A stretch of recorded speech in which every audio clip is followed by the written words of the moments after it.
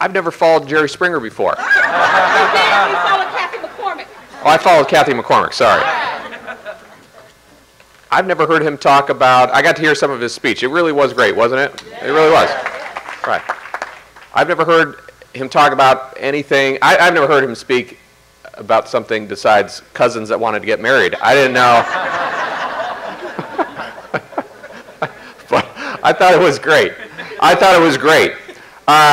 Listen, I know you've had a long program. I'm not going to be as entertaining as him, and never have been. You know, he did run for governor. Did you know that? Yeah. That's right.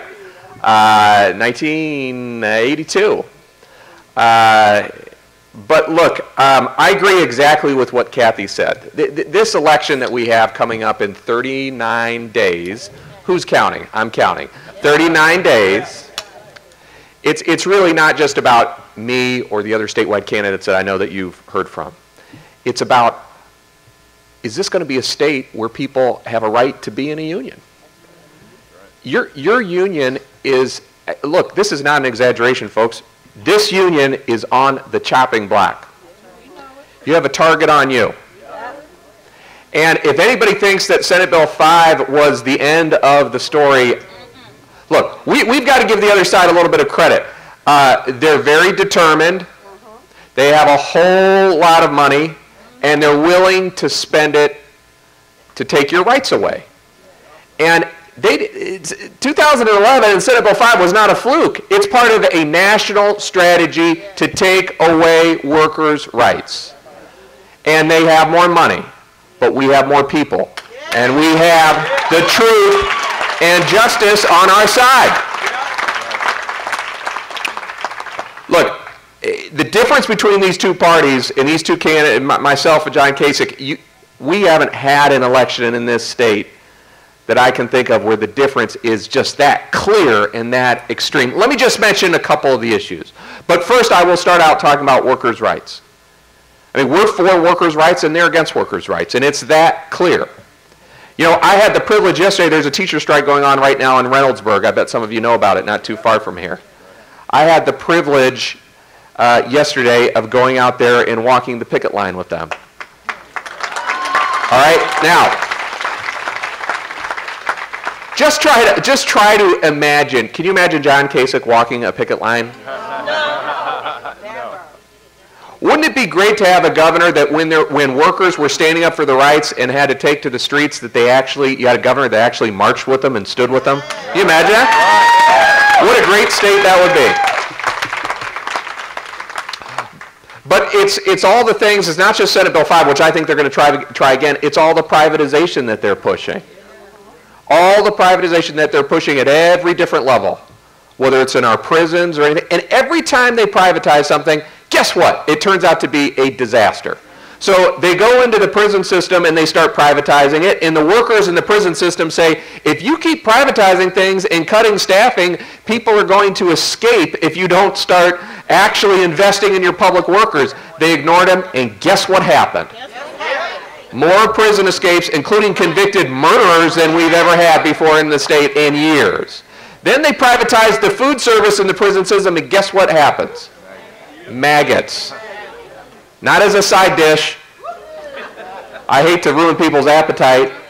But look, why does that happen? Because when you privatize a service, the folks that are running those companies are interested in one thing: making more money. And that means you cut services and you cut corners and you screw over workers in order to maximize your profits.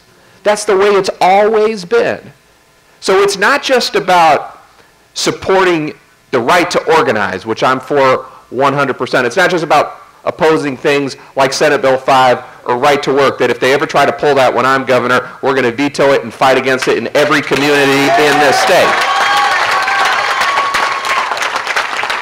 It's not just fighting against privatization. It's also about, how about standing up for the workers that don't have the good fortune to be in a union too? Because what I always tell people is, the reason that everybody should be pro-union, whether you're in a union or not, is what you bargain for and what you fight for ends up helping all workers. All workers. Why do non-union workers have overtime and a weekend and health care benefits and maternity benefits? Because of what you have fought for so many years. That's why they have those benefits in the first place. What if we had a governor that actually said, you know what, it's not right that if somebody is working full-time that they're also on food stamps and public assistance?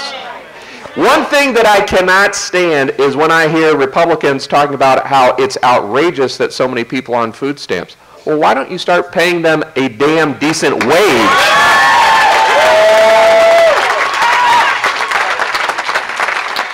We need to, look, it's real simple. We need an increase in minimum wage, period. If you're working full-time, you shouldn't be in poverty. I have no sympathy, zero, for the Walmarts of the world, the McDonald's, all the fast food companies of the world that are making billions of dollars, but they can't afford to pay people a decent wage. It's wrong. It's wrong. And I want to compliment SEIU, because on every one of these fights, and look, a lot of unions are great unions, and a lot of unions fight, but when I see these issues that are being fought all over the country, whether it's privatization or the right to organize or even going into fast food places or with home health care workers like I know you're doing up in Cleveland and saying you work hard and you deserve to be represented, guess what union is always on the front lines? SEIU. It's great to see it. It's great to see it. Now, let me just say a little bit more about what I see happening in this state, where we stand and where they stand. We're for public education, and they're not for public education. And why is it that clear? They've cut hundreds and hundreds of millions of dollars out of K through 12 schools. They've put almost $1 billion into for-profit, non-union charter schools. And it's hurting kids, and it's hurting them very, very badly. Our schools are suffering as a result. We're for civil rights, and they're not for civil rights. And it's that clear. What kind of rights am I talking about? I'm talking about things like equal pay for equal work for women. There's a bill pending in the legislature right now, which Connie Pillich is one of the people that co-sponsored it, who's running for treasurer against Josh Mandel. And of course, Governor Kasich is not in favor of it. Even something basic like equal pay for equal work. What about voting rights? Look, I've got 4 children. I've got 2 in college, 2 at high school. And if you told me 25 years ago that I would have to be explaining to my kids in the year 2014 that we still have politicians that are trying to make it tougher for people to vote, especially working people and African Americans, I tell you, there's no way that's still going to be happening in 2014. But it's happening in this state right now. 6 times federal court has had to tell the Kasich administration and John Husted, stop violating the Civil Rights Act. 6 times. And you know, when you have people that have no shame like that, that are even willing to lie, cheat, and steal, and even try to rig the whole electoral system so that you make it tougher for people to vote, there's no negotiating with people like that. There's only one thing to do. Throw them out. Throw them out. Throw them out. Throw them out. Throw them out. Throw them out. Throw them out. Jerry. All right. I just want to tell you one story and then I'm going to go. Because this is as funny as I get. It's not going to get any better. I want to tell you a serious story, though, about, I've been traveling the state for about 1.5 years. I've met a lot of great people, a lot of good, really hard-working people. And it makes me sick what's been happening in this state. The fact that if you made $350,000 a year last year, first of all, I don't know anyone here did except one, Jerry did, he left, okay? But if you made $350,000 a year last year, you got a $6,000 tax cut from the state of Ohio. Now, I don't know why you needed it. I don't know what you did with it. But if you made $30,000 a year, your taxes went up because they raised the sales taxes. And that hit poor people, that hit working people. Property taxes went through the roof. They took the homestead exemption away from a lot of seniors. All kinds of taxes went up. But if you made $350,000 a year or more, you got thousands and thousands of dollars. We're at a point in this country where there's a bigger gap between rich and poor than ever before. Ever before. You got the richest 400 people in the United States have more income than the bottom 150 million people. That's not what America is supposed to be about. That's not what Ohio is supposed to be about. That's not how you build an economy. That's not how you support middle-class people. And Ohio is just, our governor is just making the situation even worse. They're taxing poor people more and giving the benefits to the wealthiest people in the state. This is just wrong. And so for the last year and a half, I've had the privilege, and I get attacked a lot and trashed and criticized, and that's fine. I'm tough enough, I can take it. Because it's a privilege for me to represent all those people who haven't been represented for the last 4 years. That's a privilege for me. I want to tell you one story before I go that kind of, to me, tells the whole story, because personal stories are more powerful than some politician telling you something. I was down in southeast Ohio. Some of you might have heard me tell this story, but I'm going to tell it again.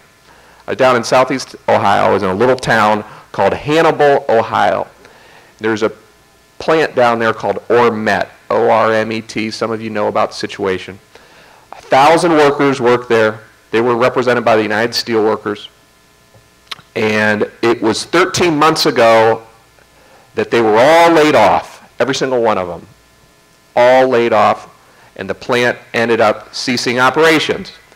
And the workers and management got together to try to figure out if there'd be some kind of way to keep the doors open and keep the business going. And the workers agreed to the biggest concessions that they ever had in the whole history of the union. Is this familiar to you? Yes. Because one of the stories that isn't told enough, unions have made concession after concession after concession to try to save their jobs. I'd love to see CEOs make some of the concessions that workers have made. I'd love for them to spend a week in the shoes of an average worker that's made those kinds of concessions. They couldn't handle it. But the workers made the concessions, and they figured out a way that they thought they could get the plant reopened again. But they needed a little bit of help from the state of Ohio, and they asked Governor Kasich if he would meet with them. And he refused to meet with them. They thought, well, maybe if we collect signatures of our workers, we can get them to meet with us. So every single worker signed a petition, all 1,000 workers, asking Governor Kasich to sit down and meet with them. He still wouldn't meet with them.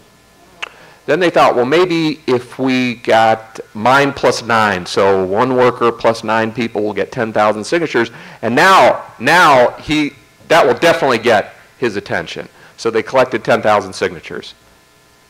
Guess what, folks? Look, it wouldn't matter if they had collected 15 or 20 or 50,000. He never met with them. He refused to meet with them. Now the plant has been shut for 13 months, and it's being sold off for scrap. Now, I've been down there 3 times and met with the workers down there. And if you could see those workers, it would break your heart. One of the workers came up to me and told me something I'll never forget. He said, Mr. FitzGerald, I voted for John Kasich. And he said, but this whole thing that we've been going through makes me realize he just doesn't work for me. Everybody works for somebody. And the worst thing that can happen to your government is if they're working for a very small group of people that are already doing very, very well. And I'm not saying that when I'm governor that everything is going to be perfect and it's going to be no problems at all. But here's what I can tell you. Every single time that I have to make a choice about whether or not I'm going to represent the millionaires and the billionaires and the biggest corporations, or whether I'm going to represent the people who do most of the working and suffering and sacrificing and scratching out a living by doing good, honest, hard work, I know exactly where I'm going to be with the working people of this state and with every single one of you. Thank you very much for listening to me. God bless you. Appreciate it.